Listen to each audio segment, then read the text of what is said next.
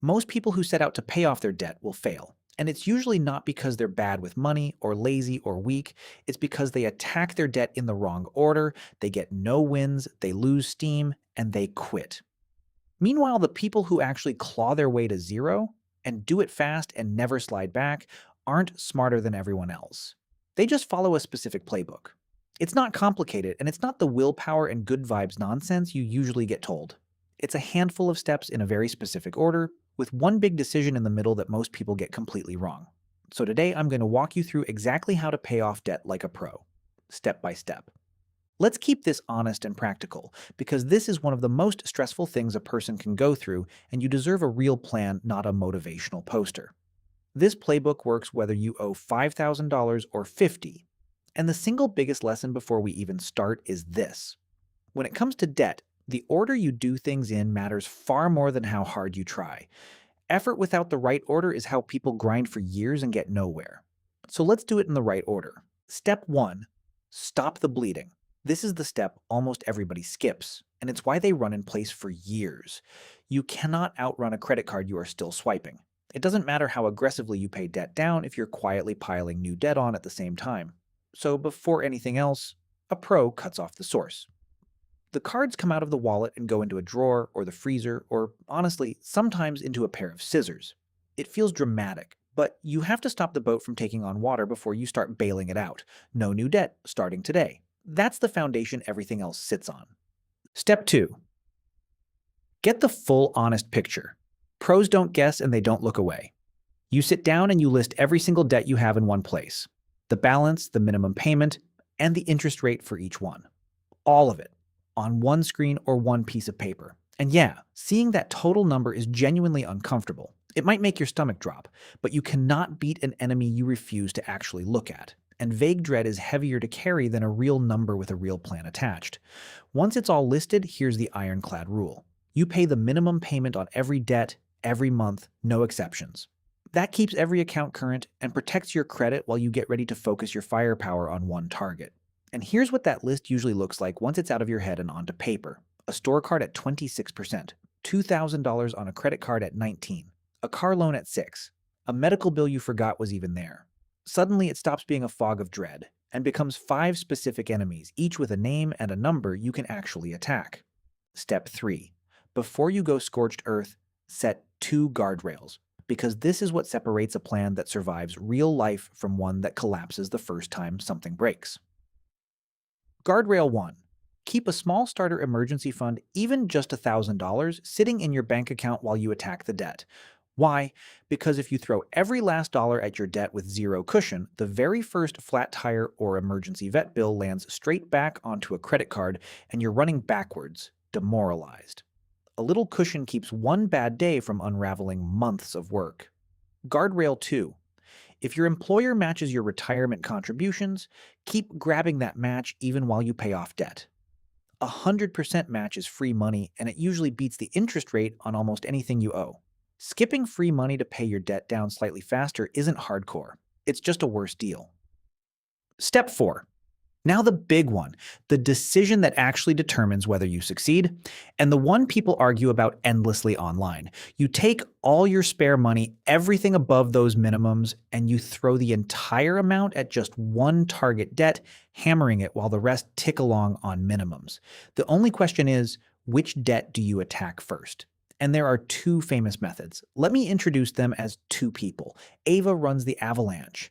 She attacks the debt with the highest interest rate first and completely ignores the balances. Her logic is cold and correct. The highest rate debt is the one bleeding her the fastest, so kill it first. Sam runs the Snowball. He does the opposite. He attacks the smallest balance first and ignores the interest rates entirely, so he can score a fast, clean win, wipe out a whole debt, and feel the momentum. So which one is right? Here's the part that surprises people. On pure math, it isn't close. Ava's Avalanche wins. Attacking your highest interest rate first is, by definition, the cheapest and fastest way out of debt, and she'll usually save some money and finish a little sooner. So the smart answer is obvious, right? Except no, because that math quietly ignores the most important factor of all, which is you, and whether you'll actually stick with it. Paying off debt isn't really a math problem. It's an endurance problem. And here's the flaw in Ava's perfect plan.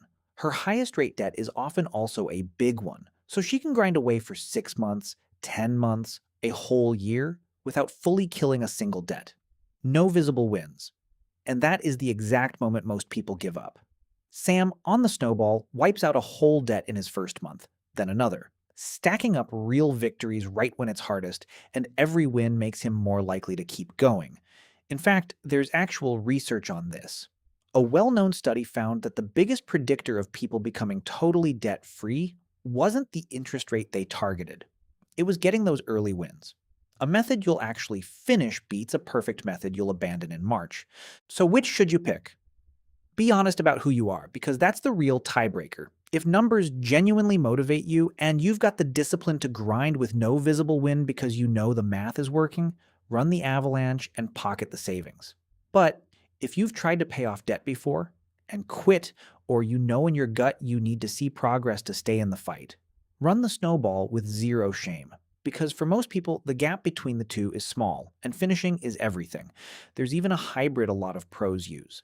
Knock out your one smallest debt first purely for that jolt of momentum, then switch to attacking by highest interest rate. You get the early win and most of the math. The only time you should force yourself onto the Avalanche is if your highest rate debt is also huge, like a giant card at 24%, because then the savings are too big to walk away from. Step 5. Use the rollover because this is the secret engine that separates pros from amateurs, and it's the part people quietly ruin.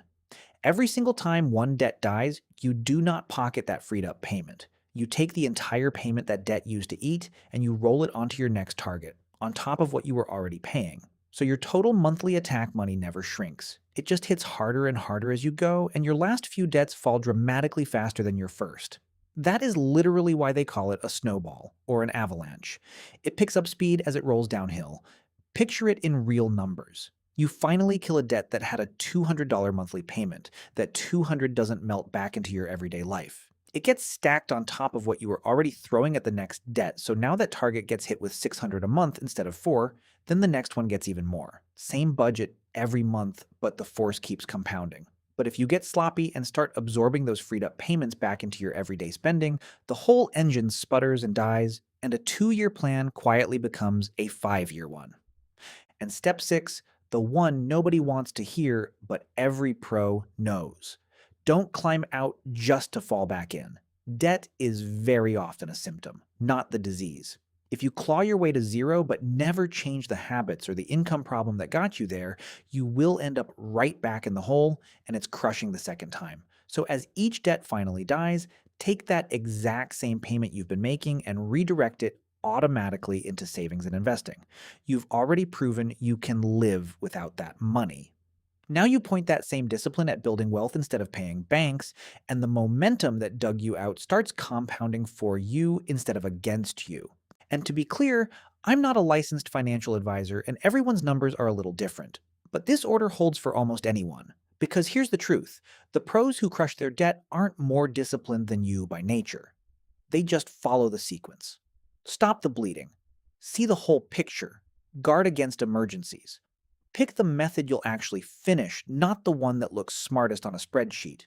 And roll every win into the next fight. So when you choose your method, ask yourself the one question that actually decides this whole thing. Which plan will I still be doing a year from now? Answer that honestly, and you're already ahead of most people. Not because you tried harder than everyone else, because you finally had a plan. So tell me in the comments, are you Team Avalanche, Team Snowball, or are you starting your climb right now? And if this gave you an actual plan instead of just pressure, subscribe. Because every week we break down the money moves that everyone stresses about and nobody explains.